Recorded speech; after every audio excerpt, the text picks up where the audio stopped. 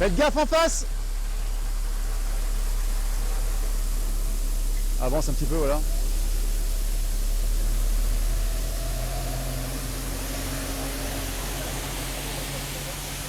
En ligne de 110, on est capable de tirer plus de 300 mètres, sans problème. En quelques mots, le robot, la robotique, c'est pas un luxe, c'est pas non plus une histoire de se dire il faut la robotique. Aujourd'hui, la robotique répond à nos besoins actuels, des incendies qui sont beaucoup plus violents, beaucoup plus difficiles, du personnel, des fois qu'on n'est pas en effectif total, complet. La particularité d'Angoulême et du secteur charentais, c'est qu'on a du tunnel, on a de la cavité, on a 49 parkings souterrains sur Angoulême, on a des cavités telles que les champignonnaires, on a aussi tout ce qui est des cavités de train, avec les tunnels particuliers.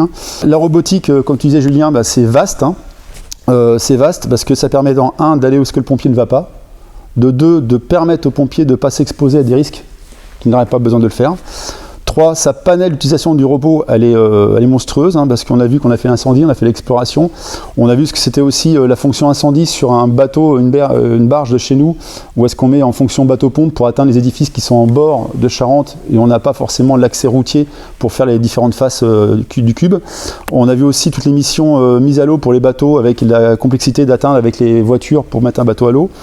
On a vu la mission RCH aussi, avec l'emport d'appareils de détection beaucoup plus rapide que d'équiper un pompier. Donc on s'aperçoit que le panel est relativement large. J'ai pas peur de dire, et j'assumerai mes propos, de dire que c'est vraiment une machine de guerre, si je peux employer le terme comme ça. Pourquoi ? Parce qu'on l'a vu, on l'a mis dans les situations, ne serait-ce que sur les escaliers et autres, on n'a jamais été déçu de son résultat, avec sa forte capacité de traction.